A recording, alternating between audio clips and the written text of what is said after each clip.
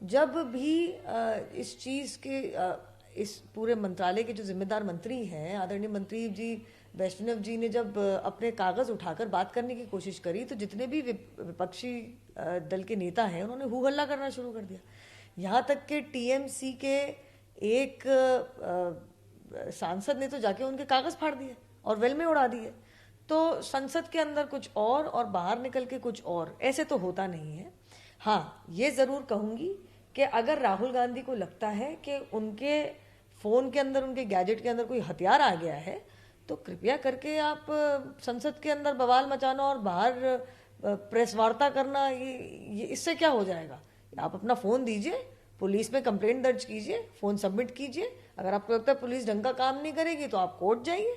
CrPC में ऐसी काफी कानून है जो आपको ये फ्रीडम देते हैं कि आप कोर्ट कचहरी जाए और मजिस्ट्रेट के सुपरविजन के अंदर आप जांच पड़ताल करवाएं। तो उसके लिए तो आपको लगता है फोन के अंदर हथियार है, सबसे पहले हथियार तो निकलवाइए, पहचान तो करवाइए कौन सा हथियार घुस गया आपके फोन के अंदर। संजय राउत के और नेशनल सिक्योरिटी के मामले पर पूरा विपक्ष एकजुट है। देखिए, नेशनल सिक्योरिटी के मामले के ऊपर जो आज बड़े बड़े बयान दे रहे हैं वो ध्यान करेंगे कि जब उरी सर्जिकल स्ट्राइक हुई थी और बालाकोट एयर स्ट्राइक हुई थी तो हमारी सिक्योरिटी के जिम्मेदारी लेने वाले हमारे जवान, उनके ऊपर किस तरीके से सवाल खड़े किए गए थे, किस तरीके से उनसे सबूत मांगे गए थे, जिनके चलते संजय राउत जी हो, इनकी शिवसेना में चाहे एनसीपी हो, चाहे कांग्रेस हो, चाहे अन्य विपक्षी दल हो, वो चैन की नींद सोते हैं। आपने उनके ऊपर ही कीचड़ उछालने की कोशिश करी और उनके ही आप वैलोर और सैक्रिफाइस को आपने उसके ऊपर ही सवाल उठा दिए, उसके ऊपर ही उंगली उठा दी।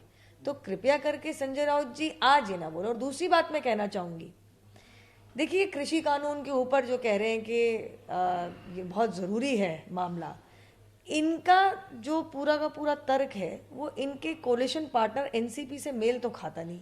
चंद दिनों पहले की बात है, शरद पवार जी ने तो ये तक कहा था कि कृषि कानून तो बहुत जरूरी है। तो आखिरकार विपक्षी दलों का इस पे क्या कहना है? कोई सामान्यता है नहीं इनके तर्क के ऊपर, कुछ भी इनका कॉमन है नहीं, यूनाइटेड फ्रंट है नहीं। तो मुझे समझ नहीं आता कि कभी कुछ कह देते हैं, कभी कुछ और कह देते हैं, ये चाहते क्या है? मुख्तार अब्बास नकवी की ज्यादातर पार्टियां ये चाहती हैं कि सदन चले और सदन में चर्चा हो, लेकिन कांग्रेस अपने विचार बाकी लोगों पर थोप कर संसद को लगातार बंधक बनाए हुए है और नहीं चल पा रही है। देखिए, जब जरूरी काम होते हैं, जिस तरीके से बजट आ गया, जिस तरीके से जैसे कृषि कानून आ गया, ऑर्डिनेंस प्रोमलगेट होने के बाद आज की तारीख में टीवी के ऊपर संसद भवन से बाहर निकल के ये कह देना कि भाई जवाब चाहिए, हमारे सवाल के जवाब दो, लेकिन संसद के अंदर जवाब ना सुनना, ये तो जग जाहिर करता है इस बात को कि विपक्ष एक्चुअली किसी मामले को लेके सीरियस है ही नहीं। आज महंगाई के ऊपर और कृषि कानून के ऊपर राहुल गांधी ने बड़ा बयान दिया तो है, लेकिन मैं उनको याद दिलाना चाहूंगी कि जब बजट पारित हो रहा था तो छुट्टी पे चले गए थे। जब आदरणीय प्रधानमंत्री मोदी जी की पहली सरकार, एनडीए की पहली सरकार थी, जब कृषि कानून पारित हो रहे थे, डिबेट हो रहे थे पार्लियामेंट के अंदर, तो अमेरिका चले गए थे। और आज जब जवाब देने के लिए हमारे माननीय मंत्री अश्विनी वैष्णव साहब तैयार हैं, तैनात हैं, तो हू हल्ला मचा रहे हैं। अगर आप सवाल पूछ रहे हो, जवाब लेने की सहन शक्ति रखो, patience is a virtue. TV के आप ऊपर आके बड़बोलबंद कर देना और हथियार है। देखिए, मुझे इस चीज से याद आती 2019 के चुनाव के बीच में राहुल गांधी कहीं प्रेस बाइट दे रहे थे तो किसी के फोन से उनके ऊपर लाइट फ्लैश हुई तो ऊपर से लेके नीचे तक पूरी कांग्रेस पार्टी तैनात खड़ी हो गई कि लेजर बीम थी, उनको जान का खतरा है, उनके ऊपर अटैक हो सकता है। ध्यान होगा आपको, चिट्ठियां विट्ठियां भी लिखी गई थी कि भाई इनको, इनकी सिक्योरिटी की आप एक रिव्यू कीजिए, देखिए इनको कहीं जान का खतरा तो नहीं है। निकला क्या था? किसी अन्य कांग्रेसी कार्यकर्ता के फोन के कैमरा की फ्लैशलाइट, जिनको इन्होंने laser beam of a weapon, मतलब कि एक बंदूक की लेजर बीम बता के बेचने की कोशिश करी थी। ये तो इनकी राजनीति है और ये तो इनका हाल है कि अब इनको नकली झूठों के बैसाखी की जरूरत थी। वैसे भी आप देख लीजिए, किसी भी राज्य के अंदर या देश के अंदर कोई भी चुनाव हो, कांग्रेस पार्टी आज की तारीख में बैसाखी के बिना नहीं खड़ी हो सकती।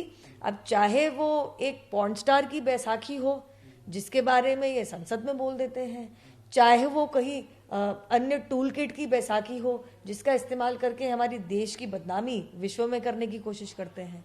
तो कांग्रेस का अपना आज की तारीख में कोई वजूद नहीं रहा।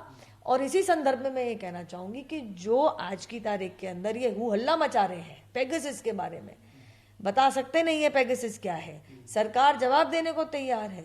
हमारे पूर्व आईटी मंत्रालय की तरफ से एक प्रेस कॉन्फ्रेंस भी हो चुकी है, हमारे अभी जो मंत्री साहब हैं वो जवाब देने के लिए खड़े हो गए, इन्होंने जवाब सुनने को मना कर दिया। और जो कंपनी जो पेगासस बनाती है वो ये कह रही है कि जो नाम आप बयान कर रहे हैं 50,000, अपनी जिंदगी में जब से हमारी कंपनी बनी है हमने 50,000 लोगों को टारगेट नहीं किया। जो आप कह रहे हैं कि साइप्रस के सर्वर से आया है, भैया हमारा तो सर्वर तक साइप्रस में नहीं है। जो एमनेस्टी इंटरनेशनल जिसके ऊपर खुद अनाप शनाप तरीके के इल्जाम लगे हुए हैं, अपने ही एम्प्लॉयज के सुसाइड के चक्कर में, आत्महत्या के चक्कर में, अपनी ही एम्प्लॉय फीमेल एम्प्लॉय के साथ सेक्सुअल हैरेसमेंट के चक्कर में, धांधलेबाजी अपनी ही कंपनी के अंदर के चक्कर में अंदर, ऐसी कंपनी कुछ भी फर्जी वारदात बोल देगी तो उस पर हम विश्वास कर लेंगे क्या? एक छत्तीसगढ़ में आया था, उसमें अब वो कह रहे हैं कि टीएस सिंह देव ये कह रहे हैं कि अब वो मामला पूरी तरह से सुलझ गया है और अब हम लोग अपनी जिम्मेदारी के ऊपर काम करेंगे। देखिए, मैं तो याद दिलाना चाहूंगी कि कल ही वहाँ के स्वास्थ्य मंत्री बड़े नेता हैं टीएस सिंह देव जी किस तरीके से असेंबली से उठ के बाहर निकल गए थे और दुख में बाहर गए थे।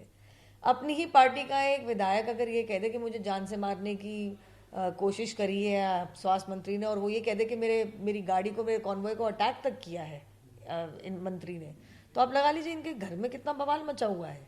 तो आज तो मैं कहूंगी कि संसद भवन के अंदर बवाल मचाने से पहले अपने घर के बवाल को अगर राहुल गांधी पहले निपटा ले तो उनके लिए बेहतरी होगा। क्यों? क्योंकि कहाँ तो इनके राजस्थान के अंदर मुख्यमंत्री अपने ही उप मुख्यमंत्री और अपने ही खुद पार्टी के विधायकों के ऊपर सेडिशन, देशद्रोह के मामले दर्ज कर देते हैं। कहाँ पंजाब के अंदर कैप्टन अमरिंदर सिंह मुख्यमंत्री हैं, उनको हाईकमान समय नहीं देता, सिद्धू को बाहर से ले आते हैं, सिद्धू जी को अध्यक्ष बना देते हैं, दोनों में मुठभेड़ चल रहा है, किसकी चलेगी नहीं चलेगी तो भगवान भरोसे आगे जाके पता चलेगा। और वहीं छत्तीसगढ़ में पहले इस चीज़ का जवाब देते हैं, अभी टीएस सिंह देव जी के साथ ये जो हुआ है, विधायक जी ने जो किया है, ज़रा ये जवाब दे ज़रा कांग्रेस की सरकार छत्तीसगढ़ में कि 2.5 साल का इनका सत्र रहना था, 2.5 साल एक मुख्यमंत्री जो भी है वो रहने, तो 2.5 साल बाद सिंह देव जी को बनना था मुख्यमंत्री, कब बन रहे हैं? इस बवाल का निपटारा हो गया क्या राहुल जी? अनुराग ठाकुर के और जो टीएमसी हैं वो पार्लियामेंट को नहीं चलने देना चाह रहे हैं। अगर उनको अपना विरोध दर्ज कराना है तो लिमिटेड तरीके से अपना विरोध दर्ज कराएं। ये जिस तरीके से मंत्री के बयानों के बीच में आकर पकड़ फाड़ देना, ये सब करना, ये सब एक गैर जिम्मेदाराना पक्ष की लक्षण। देखिए, टीएमसी तो जाहिर सी बात है वही कर रही है जिन्होंने अपनी सुप्रीम लीडर ममता दीदी से सीखा है। ममता दीदी भूलेगा नहीं किस तरीके से कागज फाड़ के स्पीकर तक के मुंह पे फेंक चुकी है, किस तरीके से ये इस तरीके की अभद्रता, इस तरीके का दुर्व्यवहार मेरे हिसाब से दीदी के साथ ही शुरू हुआ था संसद भवन के अंदर।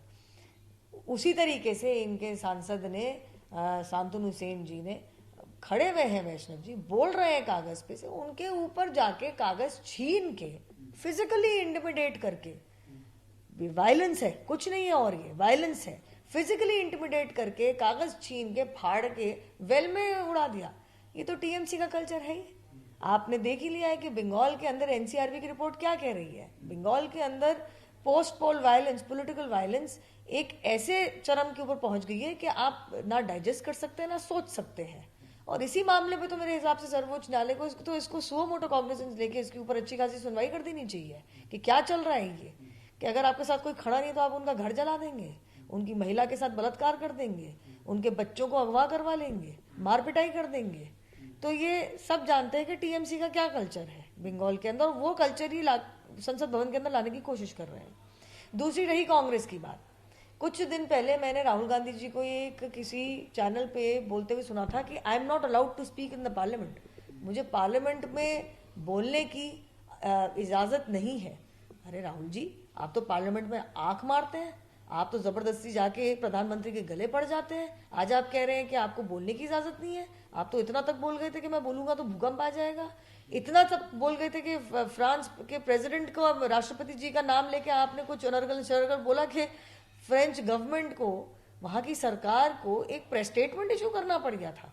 तो आप तो बहुत ज्यादा बोल देते हैं, कुछ एक्स्ट्रा ही बोल देते हैं, इतना बोल देते हैं आप तो, मतलब कि आपको तो सर्वोच्च न्यायालय ने कॉन्टेम्प्ट तक में खिंचाई कर दी थी आपकी, माफी तक मंगवा ली थी आपसे। आप कैसी बात करते हैं? आप जितना बोलते हैं उतना तो शायद ही कोई संसार में बोलता होगा। अच्छा बोलते हैं, जरूर बोलिए। एक सवाल अखिलेश यादव ने जो बीजेपी की शाम को बैठक होने जा रही है उस बैठक से पहले ट्वीट किया है और अखिलेश यादव ने कहा है कि जिस तरीके से राज्य की दुर्गति है उसको जानने के लिए आज बीजेपी अध्यक्ष ने एक बैठक कॉल की है, अपने सांसदों से ही वो राज्य की दुर्गति के बारे में जानना चाहते हैं।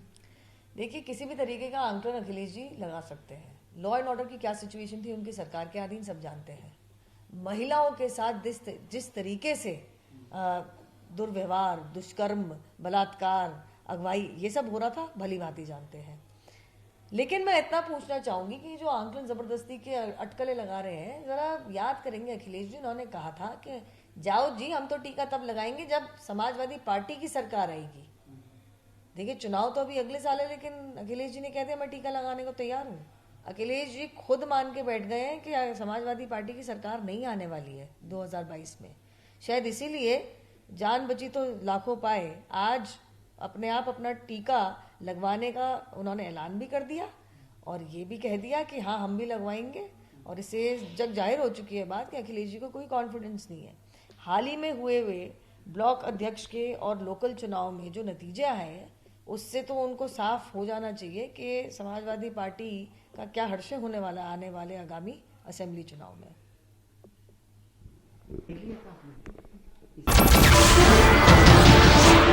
नमस्कार, मैं हूं मानक गुप्ता। अगर आपको हमारा ये वीडियो पसंद आया हो तो इसे लाइक और शेयर जरूर करें और हाँ, हमें सब्सक्राइब और फॉलो करना ना भूलें ताकि आप देश और दुनिया की कोई खबर मिस ना करें। तो जुड़े रहिए हमारे साथ और देखते रहिए न्यूज़ 24।